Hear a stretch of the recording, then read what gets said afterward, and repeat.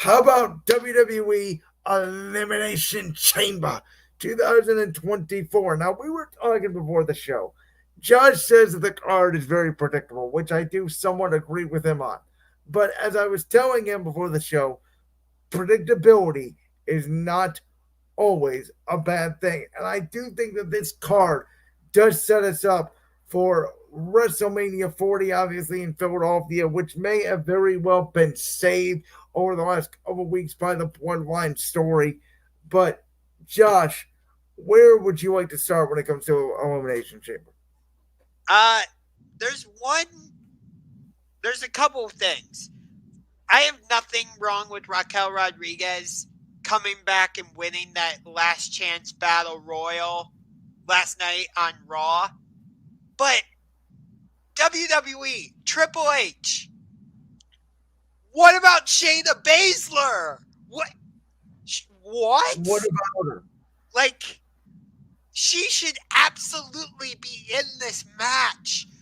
Has she gotten more championship opportunities than Raquel Rodriguez over the last 6 months? No. Which is total bullshit. I'm going to tell you why Raquel Rodriguez is in this match. Again, I have nothing against Raquel Rodriguez being in this match. That's not my issue. It is storyline related. Raquel Rodriguez is going to turn on Liv Morgan in this match. And they are going to set up one of the first ever non-title WrestleMania women's feuds, I think, between Raquel Rodriguez and Liv Morgan. It could be Bianca Belair and Jade Cargill this year as well. We may get two of them. But that promo Raquel cut after obviously Becky Lynch came out and Naomi came out and Liv Morgan came out and all the women came out. It sounded like a heel, and Tiffany Stratton as well. It sounded like a little bit of a heelish promo for me from Raquel. And I think the fact that Liv Morgan mentioned she got screwed by this tag team partner. Then she got beat up by Ripley. Now she's back to take her crown. I think Raquel is going to blame Liv Morgan for why she got injured. She's going to turn on Liv Morgan when Liv Morgan least expects it. And we are going to get that feud out of this chamber match. Again, I have no issue with Liv Morgan or Raquel Rodriguez being in the Elimination Chamber. But I love Shayna Baszler. And I think she should be taken out. Huh? If you're going to put in Shayna, who are you taking out? That's what I'm saying. Tiffany Stratton? No, don't take out Miss Pretty Girl. Come on. The prettiest moonsault's going to make an appearance in the Elimination Chamber. I mean, that's my issue. That's my biggest gripe, though. Again, Gosh, you mean it's not Tiffy time? No, hold on. It's not that Tiffany Stratton's in this match. Again, I have no problem with any of the competitors. It's more so that Shayna Baszler is not one of the competitors. You have a problem with one of the competitors. You would rather have Shayna in there than somebody else. That is what you're saying. Fair enough. I'm just really a big fan of Shayna. I loved what she did when she was feuding with Becky Lynch for the Raw Women's Championship. I thought that was the worst Elimination Chamber match of all time. I thought it was overbooked. I get why they did it, where she came in and destroyed everybody, but her just waiting for them to come out of the pod and then immediately putting them in the coquina clutch and winning, I thought it was god awful. Fair enough, but I loved how she was just absolutely vicious going after Becky. You had the visual of her like literally going vampire and Now reportedly she was set to win the women's title at WrestleMania, and then a guy who we will not speak his name currently because he's in a lot of hot water changed his mind and completely soured on Shayna Baszler, and I think you know exactly what I'm talking about. Yes, I do, and that's completely the wrong decision. So, for me, that's my biggest issue, that Shayna Baszler is not in this match, because we've seen what she can do when given the opportunity. on the big stage. She has been able to hold her own. She could. Does she need to work on her mic skills? Yes, but she has shown that she can wrestle. So I think she's turned too much into a Ronda ripoff. I think she needs a character reset.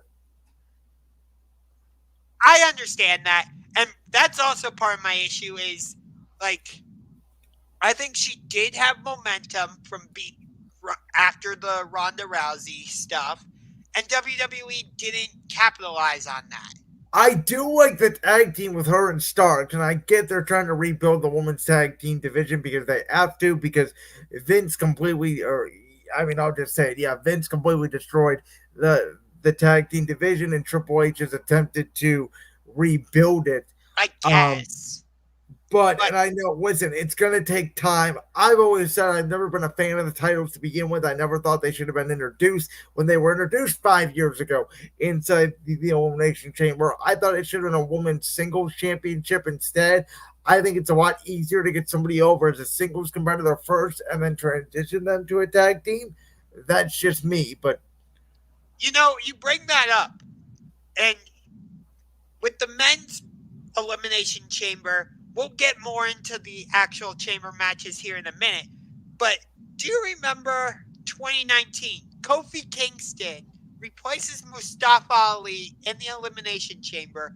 He goes on to have an incredible performance inside the elimination chamber.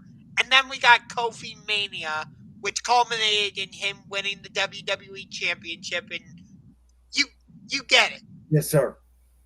Last year at the Elimination Chamber, Montez Ford got an opportunity as a singles competitor inside the Elimination Chamber, and I thought he did a phenomenal job. I thought all those guys, Johnny Gargano, Oh Bronson yeah, Reed, Austin Theory, Rollins, but I know exactly where you're going with this because I thought they were going to break up the Street Profits as well and push Montez Ford over to a singles competitor. But I do think when you look at the landscape right now of WWE, and I think it's undeniable in my opinion right now. This roster is absolutely loaded, absolutely stacked. That Montez Ford, I mean, they are getting lost in the tag team division over on SmackDown, where there's not even as much where they are in, a rivalry with the new stable, the Final Testament. are Um, they though? Because it feels like Karrion Kross kind of forgot to show up to WWE. well, they are about to have a match, a six-man tag on SmackDown, so they are in a rivalry. They've been on TV the last couple of weeks, so I would say that they are. Um, but with that matter of fact, I just think there's so much star power right now in WWE. There's so many options for the mid card and the world title for that picture that I think Montez would be just lost in the shuffle. I hate to say it, but I think he would be. And that's fair. Actually, it's good that you bring up Johnny Gargano too. And again, we'll get into the actual chamber matches here shortly. But I would have loved it if Johnny had stayed as a singles wrestler. Nothing against DIY, because I do like the two of them together. But if you had done Johnny Gargano versus Gunther for the IC Championship at WrestleMania, I think that would have been a phenomenal match. Gunther last year faced Drew and Sheamus in a five-star triple threat match that I still thought was the best match of the weekend. So that's where I It was disagree with you, definitely up Mike. there for me. I liked Logan Paul versus Seth Rollins a little more, but that's just That's personal that's preference. that's fair, but I thought it was the right decision, and I think obviously now we're seeing Chad Gable is trying to go back. I love to see. Obviously, if you're going to pivot from Brock Lesnar, I think Chad Gable is a good second option. Looks like that's where we're heading for the Intercontinental Championship. Would you have would you have liked it if Johnny Gargano had gone after the IC championship at Mania? No, because again, are we talking? Well, are we talking last year or this year? Because I want to get my statement correct. I'm talking about this year. This year, no, because he is now embroiled in DIY. I think that he needs a little better character solo Your your over the screen's course of freezing the up a bit year. on your over there. So What was that? your screen froze up a little bit, so I didn't hear your full statement. I do believe that WrestleMania matches need to be earned over the course of the year, not given. I don't think Gargano has had a spectacular year, not at the level of a Chad Gable or some of the other mid carders, a Jey Uso who just got an incredible match last night in the main event of Raw to set up his match with Jimmy Uso as an example. So Gargano, if you give him, a 6 months time, maybe you get another push, on a Raw match, like Gable had wait last year for the title. But no, not at WrestleMania this year. Fair enough. But now let's actually get into Elimination Chamber. The men's match, I think, has a little more story to it because if I'm not mistaken, it's Drew McIntyre, Randy Orton, Randy Bobby Orton. Lashley, Logan Paul, Kevin Owens, and L.A. Knight. Yeah. I think that's where they're going to set up LA Knight against Logan Paul at Mania. Now, I think that's going to turn into a multi-man match, as I predicted on multiple occasions. I think AJ Styles will be involved. I think Kevin Owens will be involved. There are too little spots and too many stars still without their Road to WrestleMania filled. We don't even know where a guy like Randy Orton, he could be involved in this multi-man match as well if they don't want to pivot him into a feud with somebody. I don't think LA Knight is going to go one-on-one with Logan Paul. I could be wrong. I think it will be a ladder match of some sort, like a 6-man, 7-man, something like that. Yeah. Personally, the match I want is LA Knight against AJ Styles at WrestleMania. But see, to me, that is more of a match that they could have did inside the Elimination Chamber at this premium live event. But I think because WrestleMania now you have 2 nights, even with those 2 nights, spots are so limited that right now, if you go and you build out a 16-match card, put 8 matches on each night, you're going to see there's a lot of star power still missing from the event. Sure. And again, like if you want to do the ladder match route like you're suggesting, I'm cool with that. We haven't seen a ladder match at WrestleMania in a few years, I think. So I'd be all right with that. But Drew McIntyre, it feels like he's re-signed with WWE. As I kept telling you over the last couple of weeks, and you kept telling me no, no, no, and I kept telling you yes, yes, yes.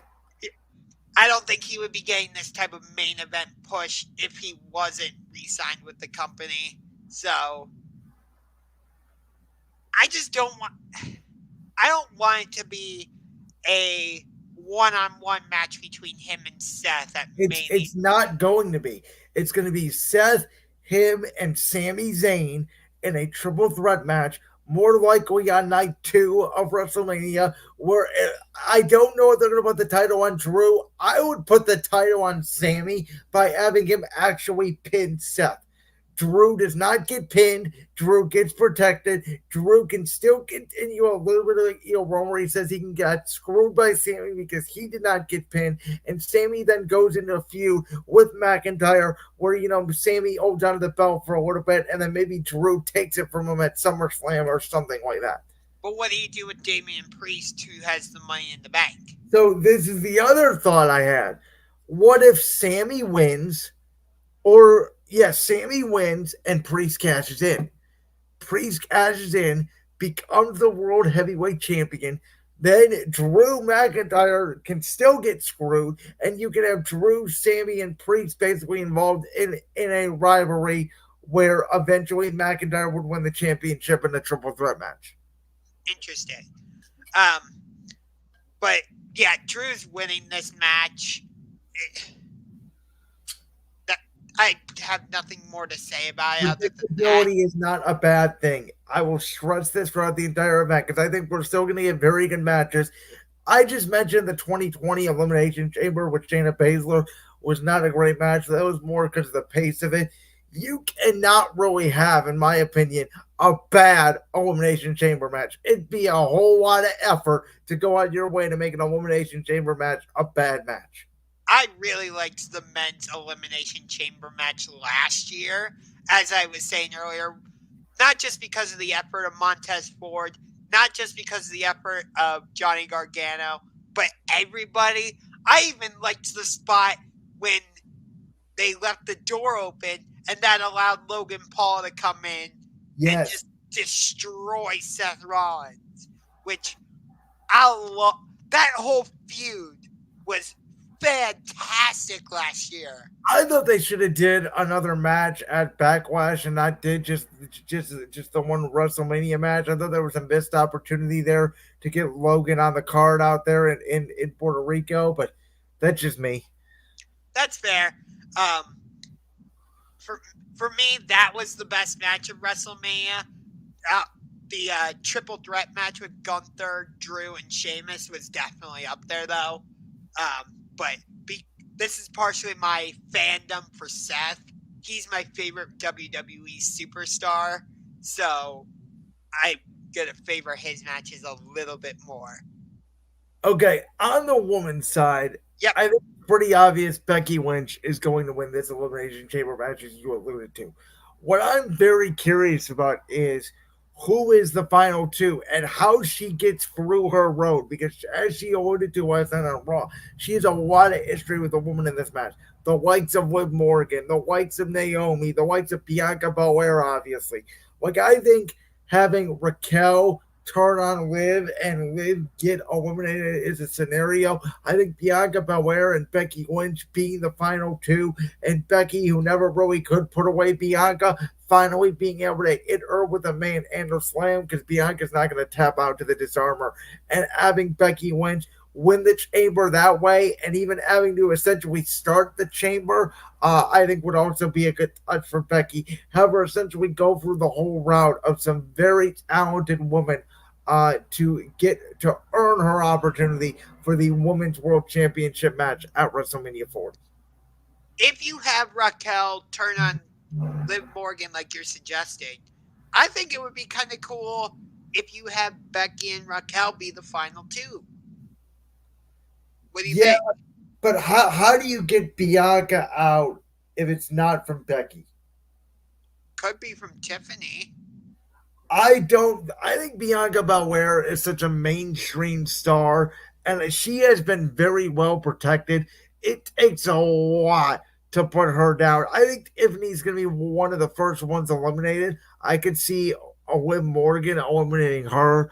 I think Naomi will have a nice showing. I think that's where Raquel Rodriguez or Bianca Belair could take care of her. And I do think that Becky will eventually get rid of Raquel, but I think Becky and Bianca would be the final two. Bianca and Becky being the final two would definitely not be a bad option. Because also, if you remember WrestleMania 38 for the Raw Women's Championship, Bianca versus Becky, that was when Becky had her big time back. So the reign was, a very long reign from SummerSlam of that year, I believe, to Mania. And so Bianca being the one that Becky can never beat, for her to be the last one to get eliminated is the story for Becky to finally accomplish. Yeah, I certainly like that idea. With the tag team titles, I think British Strong Style will put on a nice showing, but the Judgment Day are going to retain here. I agree with you, and I don't know what their direction is going to be come WrestleMania because it does not. I do. Awesome Truth for the tag titles. Okay, yeah, I could see that. I absolutely could see that. I think you're actually right on that. I kind of forgot about that for 1 second.